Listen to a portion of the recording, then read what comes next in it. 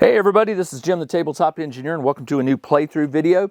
Today I'm playing League of Dungeoneers and I'm picking up right where I left off in the last video. And in the last video my halfling had just successfully picked the lock on this chest for one action point, and I rolled for 2 Find Treasures. So I've got the Find Treasures deck here and I am going to shuffle it. It's already shuffled, but I'm going to shuffle it a couple times just so you see I'm not cheating. And I assume, I don't know if I think the Find Treasures are the best treasures you can get. I think the cards, I think there's Mundane and then there's another one, Normal or something like that. So what I'll do is I'll cut the deck, 1, 2, 3, 1, 2, 3. And I am going to pick the top 2 cards. So I've got 1 and 2. All right, the first one is an Alchemist Belt, the standard equipment for the questing alchemist. Appears to be slightly used. It looks like I can sell it for 300. I'm not quite sure what this means, if that means damage on the... I'll have to roll that. Not quite sure. It says encumbrance is 0, so I can carry it. I can probably put it on one of my characters to carry out of the thing. Now, I also have one other find treasure called Silver Arrows. I'm not sure where I did with that, but here it is, Silver Arrows. So I'll add the Alchemist Belt. So I'm getting some treasure. This is cool. And then the other one is Mail Armor. A piece of mail armor used but in pretty good shape. You have to roll a d6 for it because there's different types. I rolled a 6, which is leggings. 4 defense, 5 encumbrance, and worth 200. Its value, you roll 2d6, and its encumbrance, you roll, it shows dice. This is interesting. Not quite sure. Oh, you know what? That means it could be any. You got to roll for the. All right, so I know what the value is, and I know what the value is 200. The encumbrance is 5. I'm going to give that to my warrior. Now, one thing you guys can help me with that I don't know is after you pull a treasure card, do you put it back in the find deck or do you keep it out? I think you put it back in because otherwise you wouldn't find this again. And that would mean the silver arrows probably got to go back in as well. So under my fighter, I am going to put on leggings, I'm going to put mail armor, which is awesome. And it says the defense is 4. And the encumbrance is 5. So his encumbrance goes up to 23 out of 54. And I'm going to give that belt, that alchemist belt, to my wizard. And I'll sell it when I get back to a town. I assume that's how it works. So I'll just put that in the backpack. Alchemist belt. Alchemy belt. Its value is 300. Encumbrance is 0. And durability, I think it says I roll a d4. I rolled a 1. I don't know what that means, but I will find out. Okay, excellent. Got some treasure and some stuff I can sell, which is even better. All right, that is the end of the halfling. Well, the halfling picked a lock, which was 2 action points. So her turn is done. I'll just put these back in here and shuffle again later. Who do I want to go now? Let's have the fighter. We're going to go through the door. We're going to open it. So once again, I roll a d6 and a d10. D6, d10. And I raise the threat level +1, so the threat level is now up to 3. So obviously, the deeper you go in a dungeon, that number is just going to keep crawling. It went up 1 because I opened a chest, and now it's going to go up 1. And I rolled a 6 on the 6 and a 7 on the D10. So on the D6, I rolled a 6. It is resolve a trap. Okay, resolve trap. I think that means I have to pick a trap card. Resolve trap. Let me get the trap deck. And that was not good. I did not want to deal with traps, but it looks like I'm going to have to. All right. So there is a trap deck here, and I will shuffle it up. Again, if I'm doing this wrong, please tell me, but I think this is what you do. It says resolve a trap, so you pick a trap card. All right, let's pick one. It says, ooh, not good. Fireball. That's not what you want. The darkness is suddenly replaced by bright light as a fireball shoots from one wall. It strikes the floor with a bang, sending sparks across the room. Randomize a square on the tile that would be hit. Any character standing in that square takes 1d12 fire.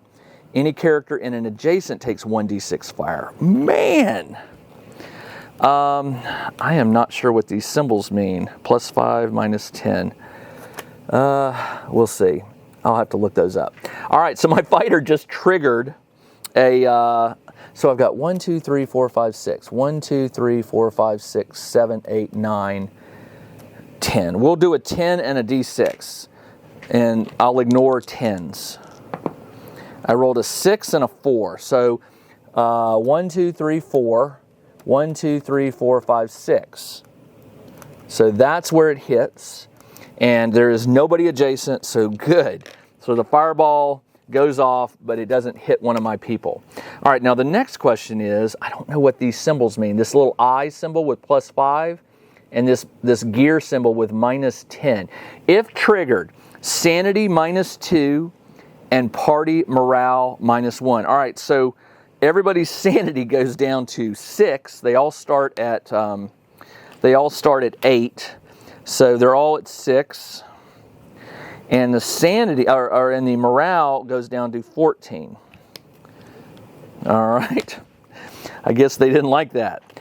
Yeah, I don't know what to do about the 5 and the 10, so let me know in the videos. I may find it out before this video, before you do, but I'm just going to go ahead and keep moving. All right, so I resolved the trap. And the D10 was, what was the D10? Result, I think it was a 7. So it's locked. So I will have to pick the lock again.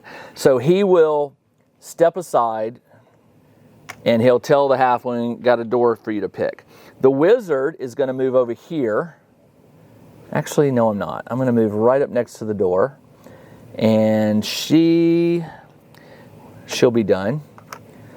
And my warrior priest, I'm going to have him move up and be done. All right, so that is the end of the turn. They've all done their moves. I can't really think of anything else to do.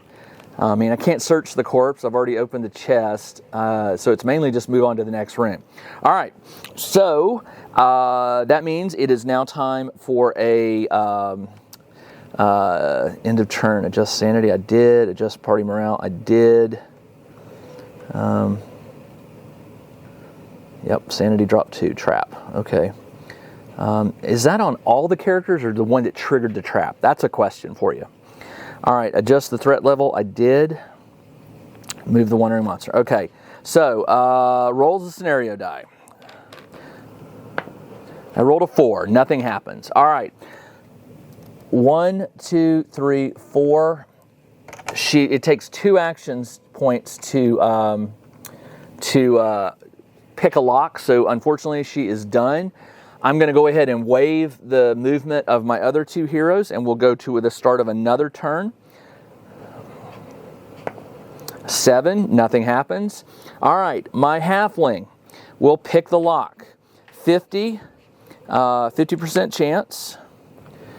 And I keep forgetting she's down to 67. I keep using the wrong dice for my... All right, 1 and... Where is it? 1 and 2. 50% on the door. Wasn't that what I said? And I rolled a 99. Ooh, I don't know if that's a good thing or a bad thing when you're trying to pick a lock. When you cast a spell, you don't want to roll high. When you're picking a lock, that's a question. You probably don't want to roll high there either. So, pick a lock. I failed. Not chest or door.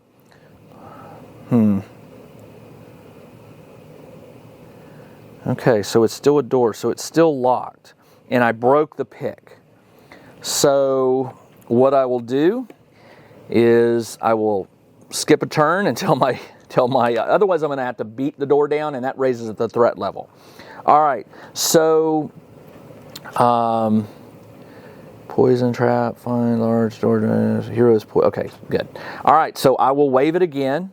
We roll a d10 for I rolled a 9, not what I wanted. That means there is a possibility of a threat. So the way that works, let me go back. Man. Okay. I roll a d20, and my threat level is currently 3, so I want to roll over 3. I rolled a 14, so it's greater than the threat. Raise the threat level 1. So it does go up 1, but my heroes can now take their turn. So it's now at 4 is my threat level.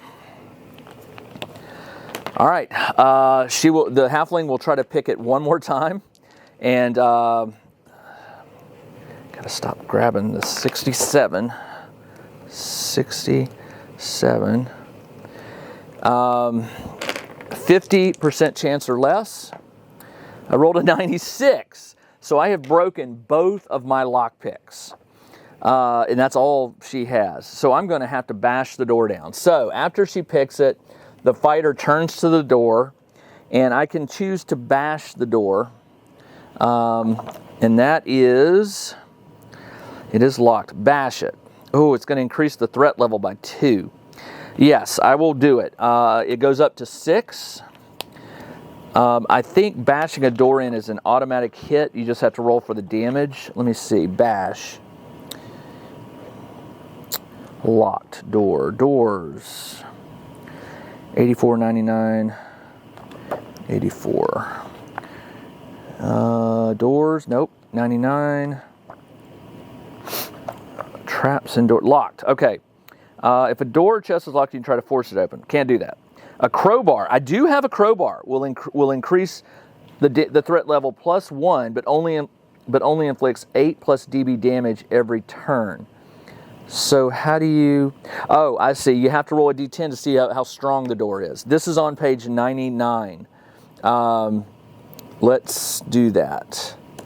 I'll roll a d10. I rolled a 1, which is difficulty... but it says it was locked. So you could also try to pick the lock. Remember that if you fail, okay. Remember if you fail the block picks. If you fail, okay, yeah.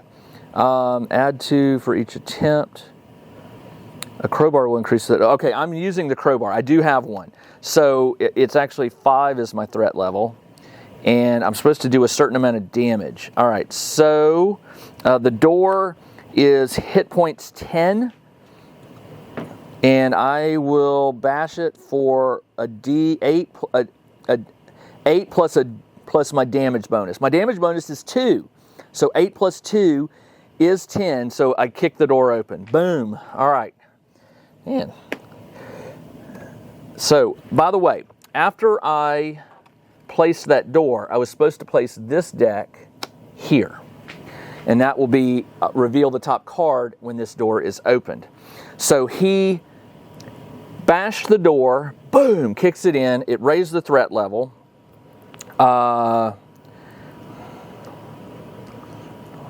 It was locked. I bashed it. Success, yes. Is it a door? Place the tile. Okay, here we go. So let's pull this down, flip this.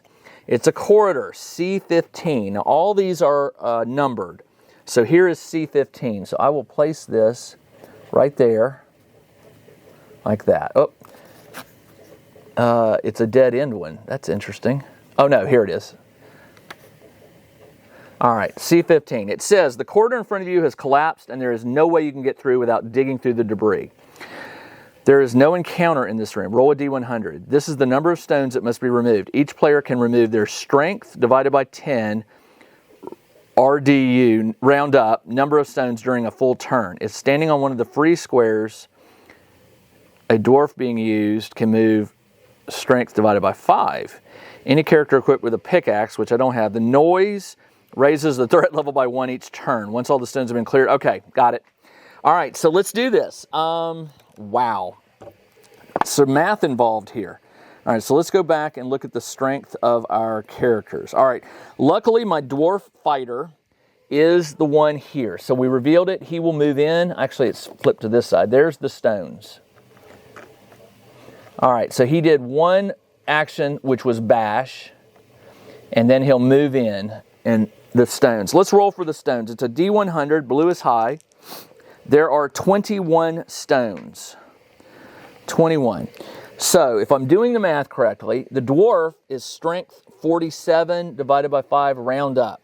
So 47 divided by 5 is 9, round up, 9 point something, so it's 10. So 10 stones on the dwarf's turn. Next turn, we'll be able to do that.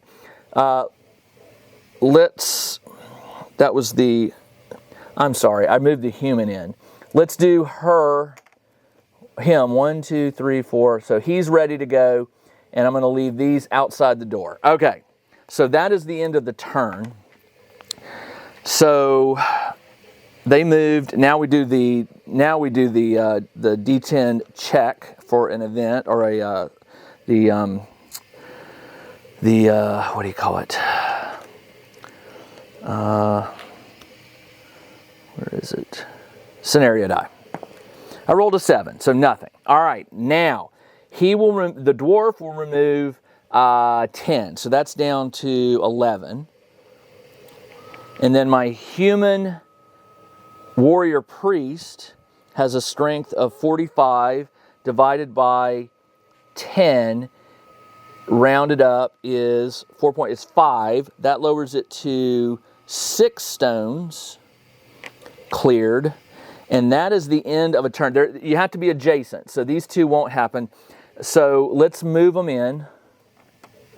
Let's move them in on their turn, and that is the end of a turn. So it says, the noise raises the threat level by 1 each turn. So now my threat level is up to 6.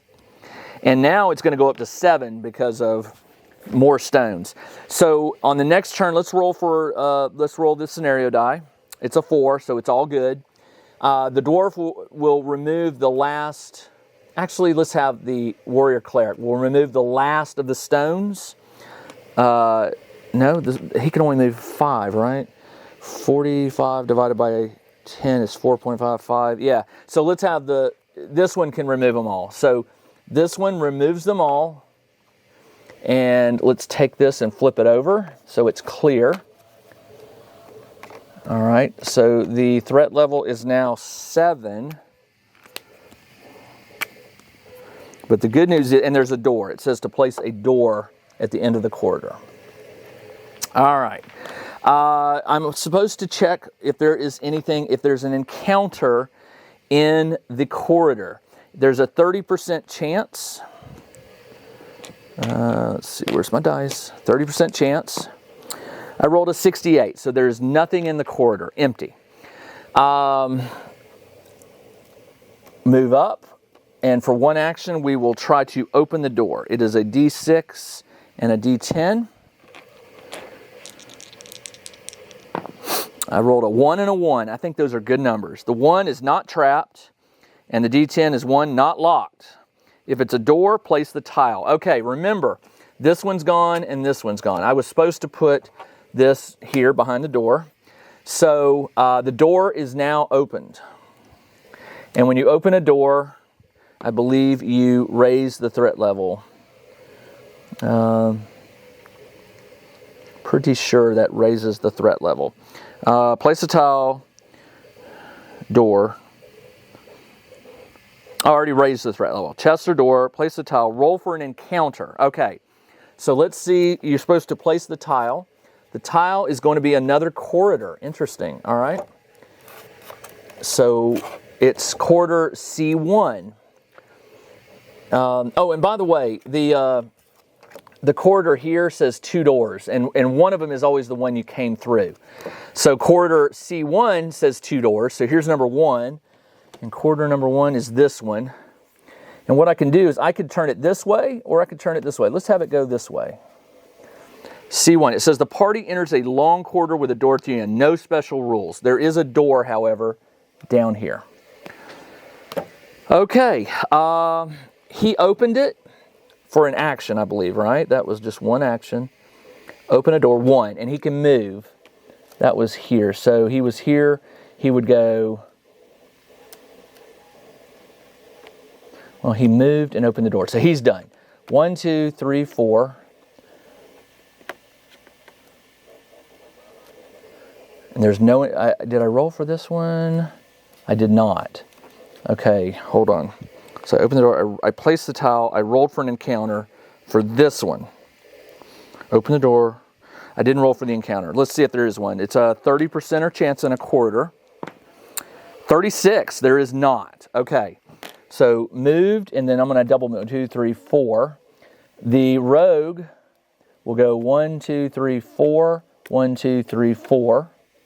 The wizard, 1, 2, 3, 4. 1, 2, 3, 4. And that is the end of the turn. The quarter's empty. And now I roll for, I roll the scenario die. It's a new turn. That's a 6, nothing. All right. Okay, there was no threat roll. Start activation. Okay, let's have him move in. 1, 2, 3, 4, double moved right here. He's at the door. Now the warrior priest will attempt to open the door. So he has moved, he's done. And the warrior priest will attempt to open the door. 1d6 and a d10. 1d6 and a d10. I got a 4 and a 6 on the d10. So the 4 on the d6 is not trapped. That's good. And the 6 is not locked. Is it a door? Place a tile. Okay. So I guess I just opened the door, and I will reveal a preparation room, number R4B. That's this one. Okay. R4B. I will put it right here. And it says that there are 2 doors. So there's one. It looks like we're running out of room, so I'm going to have to go this way. So I will place a room right here.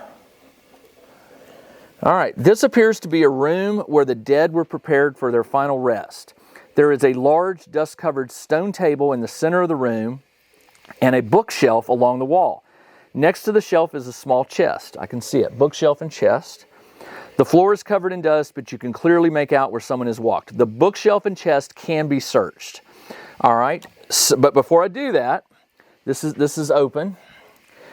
We have to see if there is an encounter. You roll a, place a tile, roll for an encounter. All right, so it's a 50% chance, blue is high. That is a 69, there is no encounter. Woo! Continue the turn. Okay, so she opened it, so the rogue will move in. 1, 2, 3, 4. And I'll double move. 1, 2, 3, 4. Actually, could he have gone 1, 2, 3, 4? 1? Yeah, I want him next to the chest. Although I'm out of lockpicks, so I'm hoping that chest is not locked. The wizard, 1, 2, 3, 4. 1, 2, 3, 4. She's going for the bookshelf. And that is the end of the turn. Actually, did he do anything? He moved. He was the one that... Yeah, he moved all the way in. So, and he opened the door, and I think opening the door is just an extra 1, 2, 3, 4. All right. And that is the end of the turn. Roll for, it's the end of a turn. I did open a door, so that was the +1.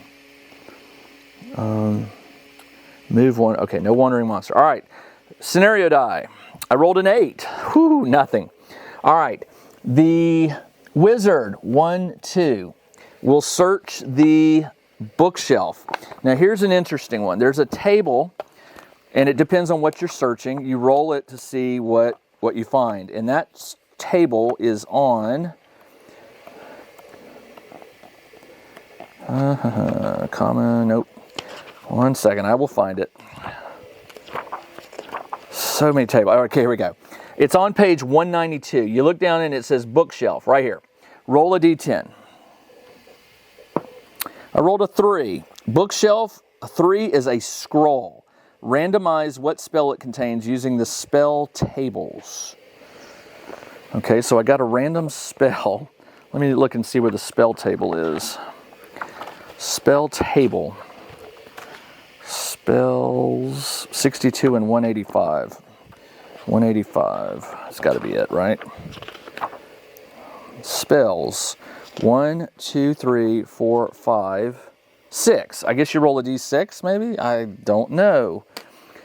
How do you randomize a spell? I think you just do it. So I'll roll a d6. This will be the level of the spell. It's a level 5. And then level 5, 1, 2, 3, 4, 5, 6, 7. There's 7, so I'll roll a d10 and I'll ignore 8 through 10 or re-roll. I'll re-roll that. 6. 1, 2, 3, 4, 5, 6. Speed. I got a scroll of speed. It is a level 5, which probably means it requires a lot of mana to cast. But I will write that down. So I have a scroll of speed, level 5. Okay, that is that. The fighter. I forgot to pick this up. We'll move in.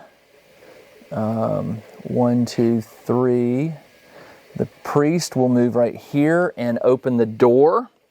So that, well, you know what? Before the priest does, the halfling is going to check the chest, which there is a. God, there are so many tables.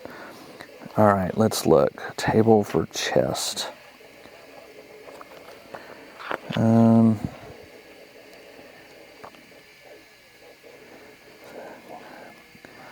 I am not finding it, and I hate that I'm wasting your time sitting here flipping through all this. I'm gonna get some. I'm gonna use some bookmarks and figure out how to get this book, you know, a little more usable in terms of finding what I need. All right. Oh, here we go. Searching furniture, searching corpses. All right. It was right near here. I remember. Here we go. If the door chest is locked, I don't know if it's locked. I roll a d10. Okay. Roll a d10. A 2, it says open. The chest is opened. Okay, so with the chest opened, I roll on that table again to see what is in it. It was on page 180 something. Treasure. It was on page 192. A chest. Roll a d10. 7. 1 fine treasure. All right, so I will shuffle these up again since I put those cards back in there. And 1 fine treasure. I really do like how the dungeon, I like this randomization of quarters and rooms, and I do like rolling to see, you know, is there an encounter? Did it, you know, is the threat level, you know, what level is the threat level? Because that's going to make it much harder as you go deeper into these dungeons. It's really interesting. I don't know. All right, so let's flip one.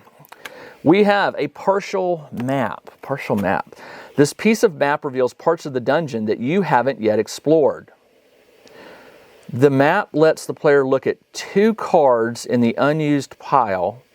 They should then be placed where they were. So look at 2 cards in the.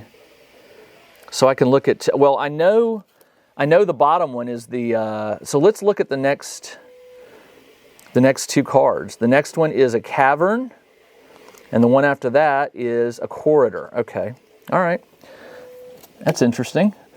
So I have a partial map. It's not worth any money. It doesn't have any encumbrance. Okay, so I used it. I assume that you just put it back in the find treasure. That is going to have to be it, folks. Again, I try to keep these under 30 minutes, and I will have to pick up right where I left off in the next video. So until then, this is Jim the Tabletop Engineer. Thanks for joining me on this game of League of Dungeoneers. I'll be back very soon with the next episode. Until then, everybody, take care. Check out the new RPG and Wargame newsletter. Each week, the Tabletop Engineer shares news, products, Kickstarters, and much more related to the gaming hobby. It's free to subscribe, so check out the link in the video description below to sign up.